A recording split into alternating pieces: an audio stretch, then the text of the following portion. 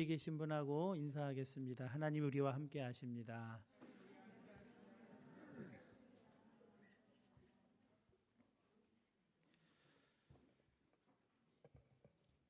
러시아의 아주 유명하고 뛰어난 작가죠. 레오 톨스토이의 동화가 있습니다. 제목이 사람은 무엇으로 사는가. 동화인데 어떤 고전 작품 못지않게 인간의 본질을 아주 잘 그려내고 있습니다. 깊은 공감을 불러일으키죠. 천사 미하일 이야기입니다. 이 미하일은 미가엘 천사의 러시아 발음이겠죠. 이 미하일은 하나님께서 쌍둥이 아이의 엄마의 생명을 거두오라고 했는데 이것을 거역합니다. 쌍둥이는 갓난아이였고 아빠는 나무에 깔려서 3일 전에 죽었고 아기들의 엄마마저 이렇게 죽는다면 아기들은 살아갈 수 없다 하는 게 천사 미하일의 불복종 이유였습니다. 하나님은 그에게서 날개를 거두어 가시고 추운 겨울에 외투도 없이 젊은 청년의 몸으로 세상에 쫓아내십니다. 그리고 세 가지를 배우고 오라고 합니다. 첫째는 인간의 마음에는 무엇이 있는가? 두 번째는 인간에게 허락되지 않은 것은 무엇인가? 세 번째는 인간은 무엇으로 사는가입니다. 6년간 구두수선공의 집에 살면서 일하면서 미하일은 이 세 가지 모두를 깨닫게 됩니다. 인간의 마음속에는 무엇이 있는가? 가난한 수선공이었던 이 세몬 부부가 자기 가족에게도 먹일 빵이 부족한 상황에서도 그것을 걱정하면서도 벌거벗은 젊은이에게 먹을 것을 나누어 줄 때 이 미하일이 깨닫습니다. 인간의 마음에는 사랑이 있구나. 자기들의 형편만 생각하며 미하일을 외면하려고 할 때 그들의 얼굴에는 죽음의 그림자가 깃들지만 불평하는 아내에게 당신 마음에 하나님이 계시지 않소 하는 남편 세몬의 말에 이 가난한 아내의 마음에 사랑이 회복되자 이 아내의 얼굴에서도 밝은 빛이 떠오르는 것을 이 미하일이 봅니다. 그는 그리고 빙그레 웃습니다. 인간의 마음에는 사랑이 있구나. 자기가 그날 저녁에 죽을 것도 모르고 값비싼 가죽을 내놓으며 1년 동안 신어도 헤어지지 않을 장화를 만들어내라는 부자의 모습을 보고 젊은이 미하일이 두 번째로 미소를 짓습니다. 인간에게 허락되지 않은 것은 자기 육체에 정말 필요한 것이 무엇인지 인간은 모른다 하는 것입니다. 내일을 아는 것을 인간은 허락받지 못했습니다.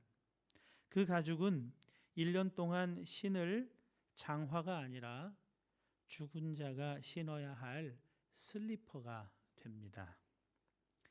인간은 그것을 모르는 거죠.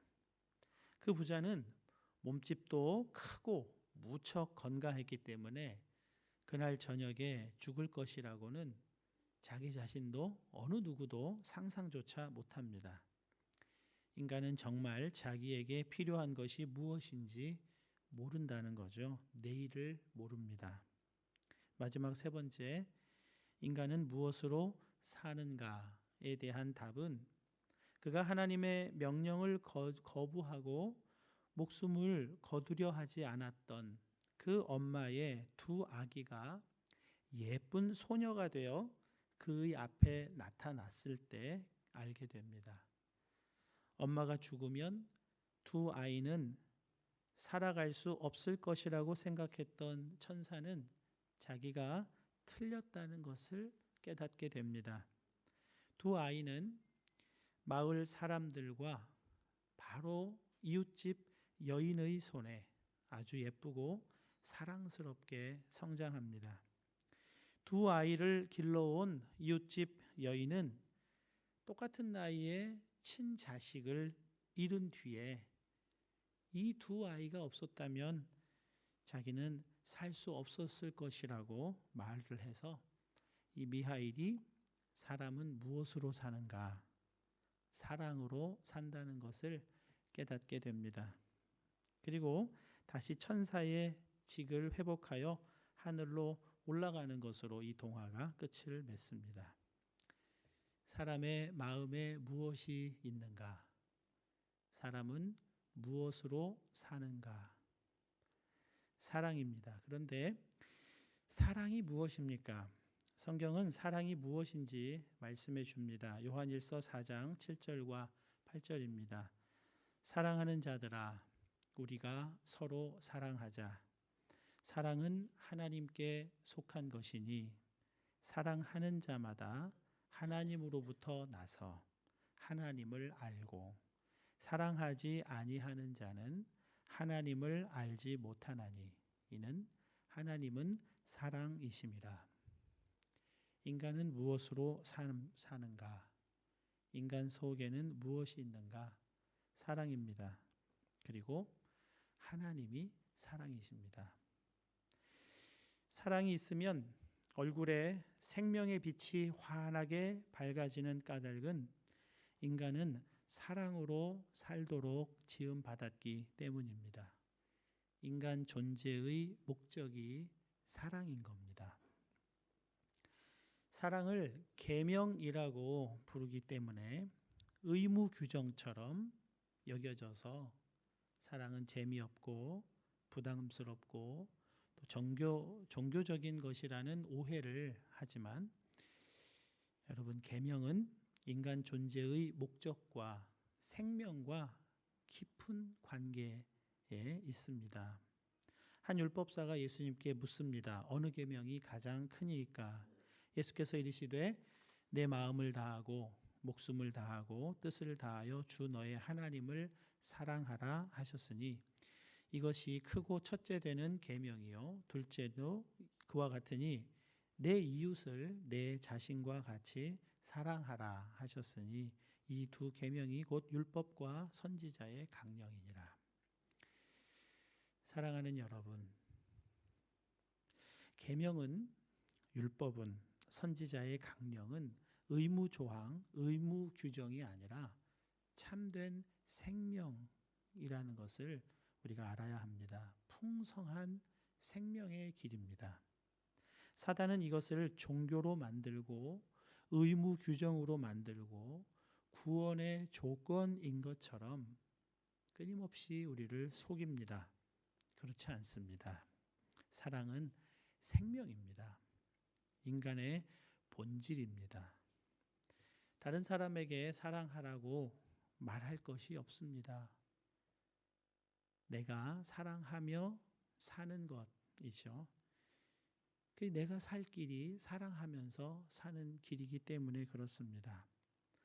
부활하신 주님이 갈릴리에서 고기 잡는 제자들에게 나타나십니다. 밤새 그물을 내렸지만 한 마리도 잡지 못한 제자들에게 호숫가에 서신 주님이 깊은 곳에 그물을 내리라 그렇게 말씀하십니다. 고기 잡던 제자들은 누군지 식별하지 못했지만 이 거부할 수 없는 묵직함으로 그들의 마음에 다가온 그 말씀을 거역하지 못합니다.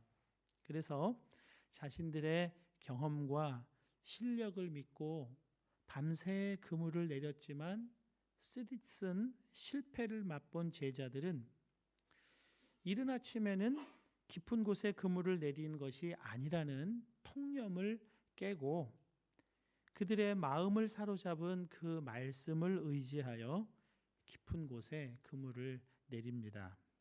그리고 엄청난 고기, 성경에 숫자도 나와 있습니다. 153마리나 되는 고기를 낚아 올립니다. 톨스토이는 인간에게 허락되지 않은 것이 있다고 했습니다.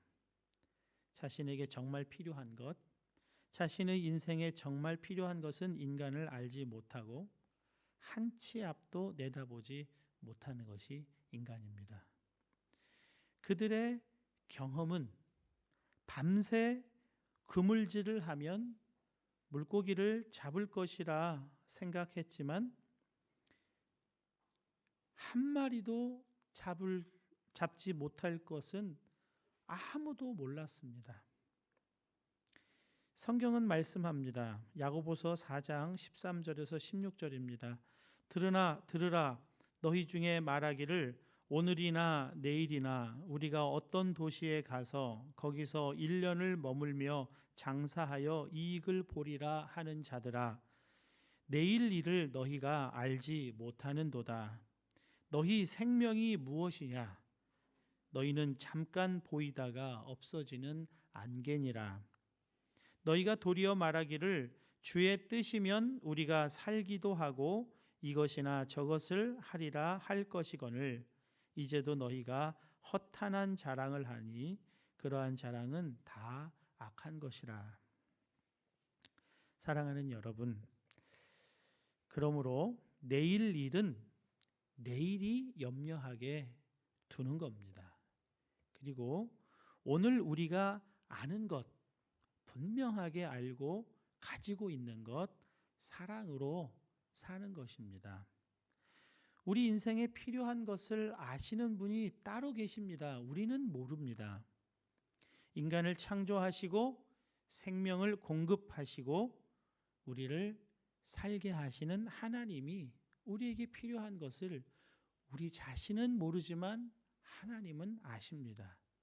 그 하나님이 우리에게 필요한 것을 공급하십니다. 그렇기 때문에 내가 뭘 해야 되겠다, 뭘 하고 살아야 되겠다, 이런 궁리를 하기보다는 우리가 정말 바라보고 나아가야 할 분은 사랑이신 주님뿐인 겁니다. 부활하신 주님께서 베드로에게 3번의 질문을 하십니다. 그리고 그에게 명령을 주시는데요. 그에게 정말 필요한 것이 무엇인지 주님은 깊은 사랑으로 그를 가르치십니다. 주님의 질문 중에 첫 번째 질문은 베드로를 너무나 당혹스럽고 아주 민망하게 만드는 질문입니다. 내가 이 사람들보다 나를 더 사랑하느냐? 주님이 이 비교급의 질문을 하신 이유를 다른 사람은 다 몰라도 자기 자신은 너무나 잘 알고 있습니다. 최후의 만찬 자리에서 주님 가시는 길을 제자들은 따라올 수 없다고 말씀을 하시자 베드로는 장담했습니다. 베드로가 이르되 주여, 내가 지금은 어찌 따라갈 수 없나이까? 주를 위하여 내 목숨을 버리겠나이다. 마태복음서에서는 보다 강렬한 표현이 되어 있습니다. 베드로가 대답하여 이르되 모두 주를 버릴지라도 나는 결코 버리지 않겠나이다. 여러분, 베드로가 단순히 그의 기질 때문에 호언장담한 것이라고 생각하십니까? 그렇지 않습니다. 이건 베드로의 진심이었습니다. 정말 그럴 결심이었습니다. 진리를 위해 나는 목숨을 버리겠다. 진리를 위해 나는 끝까지 싸우겠다. 사명을 완수할 때까지 목숨 걸고 나는 최선을 다하겠다. 우리도 수없이 결단하고 결심했던 것 아닙니까? 결단이 약해서입니까? 진심이 아니었습니까? 진심이었습니다. 그러나 베드로는 그의 진심대로 하지 못했습니다. 사랑하는 스승을, 정말 그분을 위해서라면 내 목숨도 아깝지 않다고 생각했던 그 스승을 3번 부인합니다. 새벽 닭이 울자 자신이 어느새 스승을 3번이나 부인했다는 사실을 깨닫고 밖으로 나가 통곡합니다. 절규합니다. 여러분, 우리가 베드로에게 돌을 던질 수 있습니까? 손가락질 할 수 있습니까? 우리도 똑같습니다. 정의를 위해 살겠다고, 진실하게 살겠다고, 사람답게 살겠다고 얼마나 또 다짐합니까? 진심으로 다른 사람을 위해 봉사도 하고 또 그를 참아주기도 하고 계속해서 도움을 주어 보지만 얼마나 또 대단히 실망하기도 합니까? 그렇게 잘해주는 게 아무 소용이 없다는 생각이 계속해서 들지 않습니까? 다시 결심합니다. 다시 결단합니다.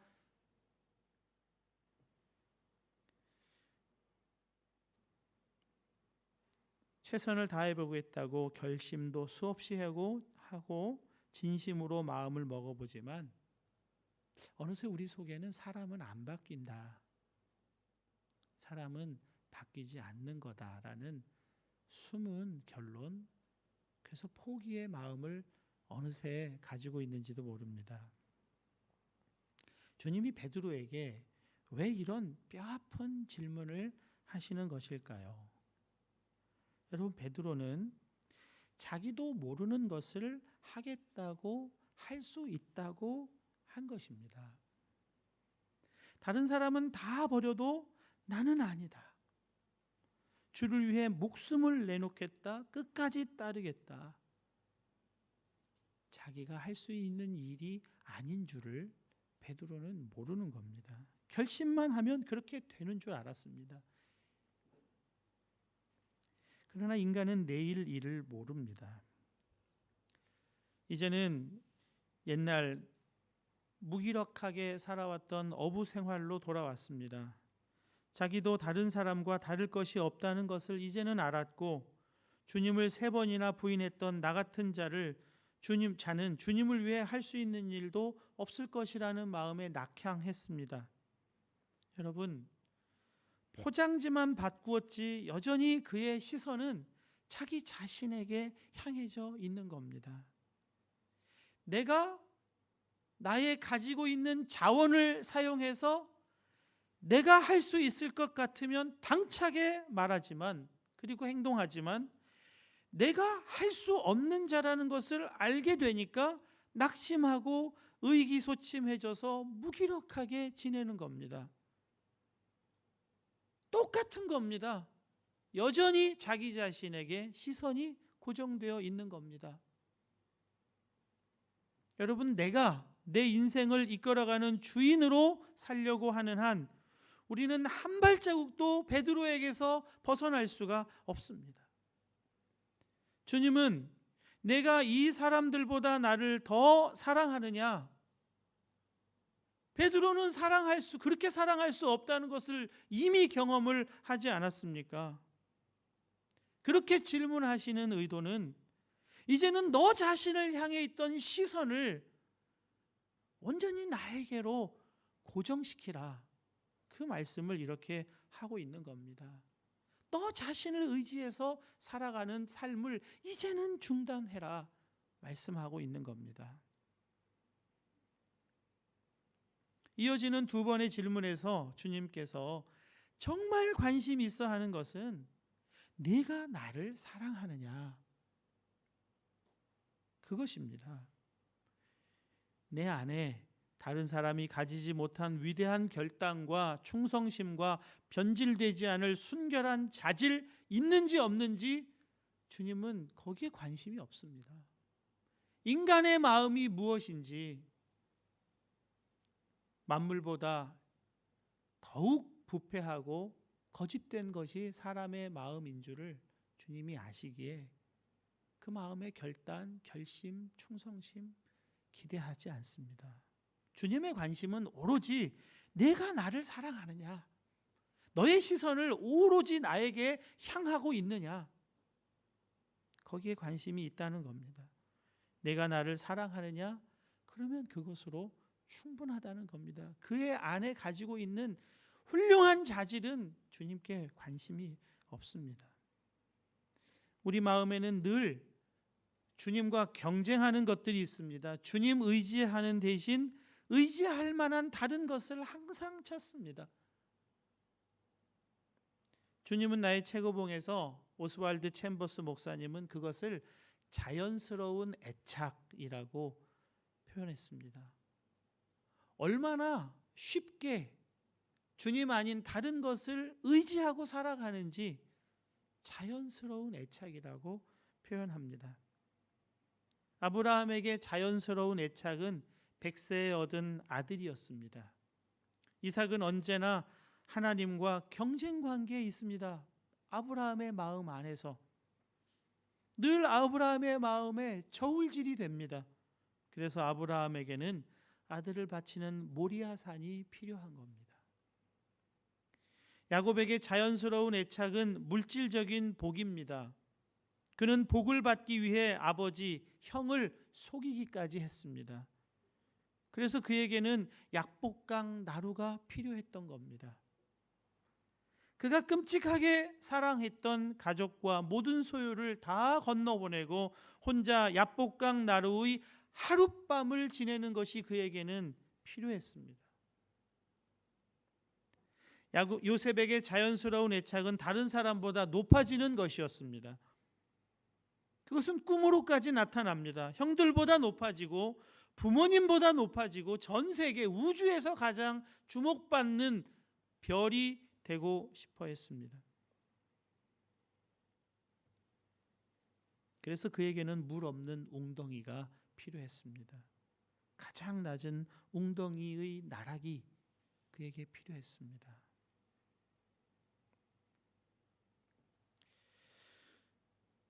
베드로에게는 의리라는 자연스러운 애착이 있었습니다. 남자가 의리가 있어야지.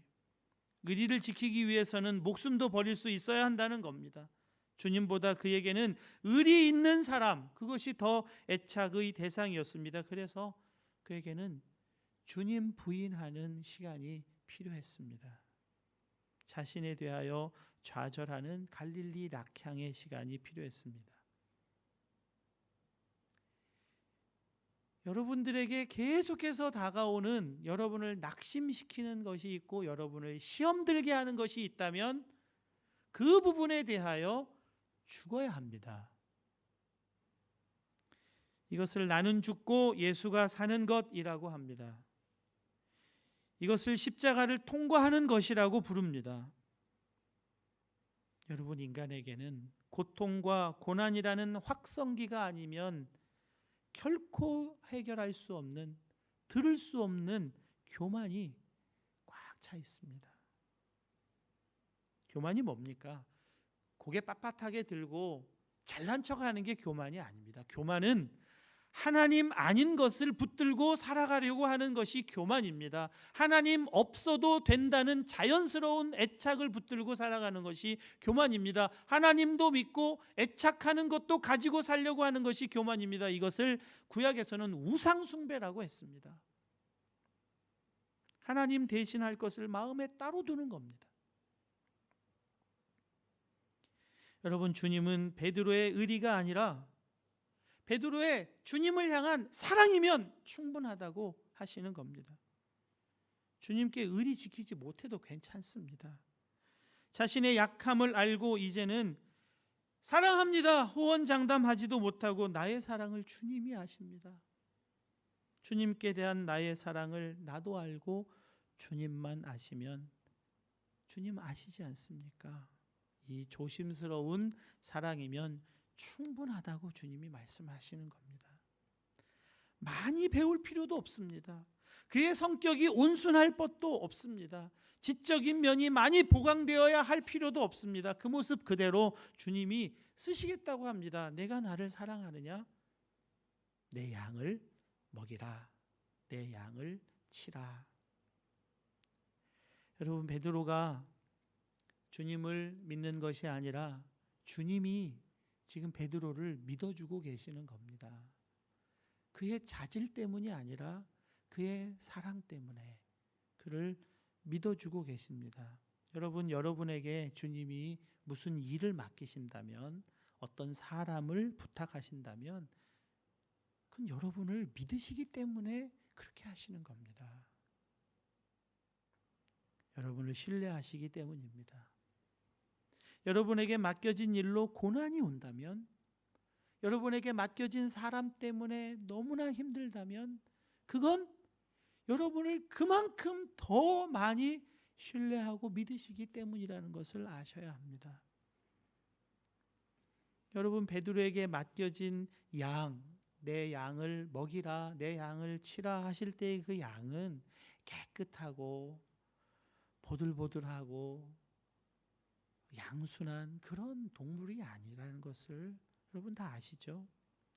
털 속에는 얼마나 끔찍한 벌레와 병균이 득실거리고 숨어 있는지 모릅니다. 고집은 또 얼마나 센지 서로 붙어 있으면요, 그 털 때문에 그 열기로 서로 죽이는데 끝끝내 붙어 있으려고 합니다. 그래서 염소를 집어넣어서 뿔로 자꾸 받아줘야 하면 흩어놓아야 합니다. 고집이 얼마나 센지 모릅니다. 시력은 얼마나 약한지 언제나 자기 코앞에 있는 것밖에는 못 봅니다. 앞서가는 양의 그 발굽밖에는 못 봅니다. 그것만 보고 쫓아갑니다. 어리석고 약하고 고집이 세고 사나운 짐승이 나타나면 꼼짝없이 죽은 목숨이 되는 그런 약한 동물이 양입니다. 여러분, 그런 양을 사랑하는 자에게 맡기시는 이유는 그를 믿으시기 때문입니다. 그 양 돌보면 행복해지고 그 양 돌보면 모든 일이 다 잘 되고 그래서가 아닙니다. 주님의 양을 맡은 이는 양을 의지하여 살 것이 아니라 내 양이라고 그 양을 맡기신 주님을 계속 바라보면서 주님을 사랑하면서 그 양을 돌보는 일을 감당해야 합니다. 주님을 사랑할 때 주님을 사랑하는 마음이 정말 우리 안에 있을 때 주님은 양을 맡겨주십니다. 최근에 영상 하나를 보았습니다. 헬렌 로즈비어 선교사라는 분을 그 영상에서 보게 됐는데요. 인터뷰하는 장면이 나이가 80이 넘은 이제 그런 나이에 인터뷰하는 장면을 봤는데 참 곱게 늙어도 너무 곱고 아름답게 늙으셨다. 참 아름다워 보였습니다. 그런데 이분이 아주 말로 다 할 수 없는 어려움을 겪으셨습니다. 근데 어떻게 그 말로 다 할 수 없는 어려움을 겪은 사람답지 않은 얼굴 표정과 얼굴을 가지고 있을까 참 궁금했습니다. 헬렌 로즈비어 선교사입니다. 스코틀랜드의 엄격한 장로교 집안에서 태어나 아버지로부터 엄한 신앙교육을 받으며 성장합니다. 아버지께서 항상 가르치시는 것이 있었습니다. 네가 무엇을 결단하든지 행하든지 항상 이 질문을 스스로에게 물어라. 그 질문은 이것이었습니다. Is this worthy? 였습니다. 가치 있는 일인가? 이 일을 하기 위해 내 삶을 바치는 것이, 내 열심을 드리는 것이 정말 가치 있는 일인가? 이것을 물으라는 겁니다. 대학 갈 때 가치 있는 일이 무엇일까? 질문했고 의대가 그에게 응답이었습니다. 의대 공부를 마치고 이제는 의사가 되어 어떻게 가치 있게 살 것인가? 하나님께 기도로 다시 묻습니다.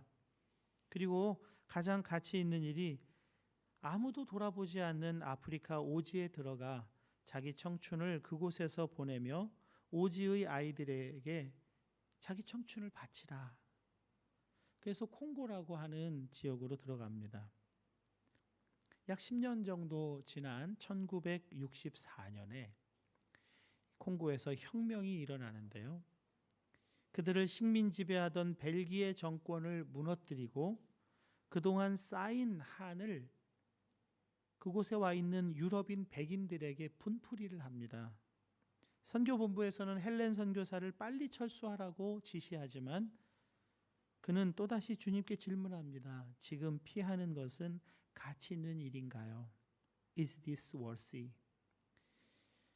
남아있는 것이 더 가치 있는 일이라는 판단을 하게 됩니다. 그래서 피하지를 않습니다.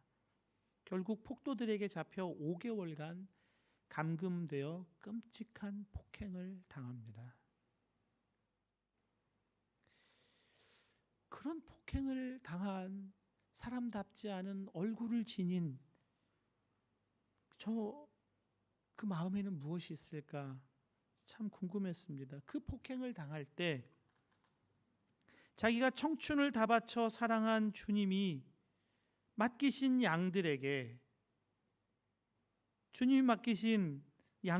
무섭고 끔찍한 폭행을 당하면서 헬렌 선교사는 자기 인생 처음으로 하나님께 반항하며 질문을 던집니다.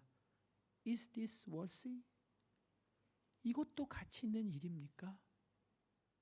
모든 것을 포기하고 콩고 지역으로 들어와서 헌신을 다했지만 주님이 맡기신 내 양이라고 하시는 이 현지인들로부터 돌아오는 대가가 과연 이런 것입니까? 제 10년간의 의료 선교 사역은 정말 가치 있는 것이었습니까? 제가 보기에는 완전히 실패요, 헛수고 같습니다. 제가 선교사로 오지에 이렇게 수고했는데 주님이 저에게 주시는 대가라는 것은 이런 겁니까? 주님을 믿은 결과가 이것입니까? 난생 처음 반항하며 기도를 나무에 묶인 채 폭행당하면서 기도합니다. 그렇게 질문할 때 하나님께서 헬렌 선교사에게 명확한 내적 음성으로 대답을 하십니다. 사랑하는 딸아, 너는 지금까지 내게 Is this worthy? 하고 물었는데 Am I worthy? 나는 너에게 가치가 있느냐? 너의 모든 수고와 헌신을 받기에 나는 합당하냐? 그때 헬렌 선교사는 눈물을 흘리면서 고백했다고 합니다. Yes, you are worthy. 네, 주님은 이 모든 헌신과 수고와 고난을 받으시기에 합당합니다. 주님은 그 모든 것을 다 받으시기에 합당한 분입니다. 제 모든 고난은 주님을 위한 것입니다. It's all about you.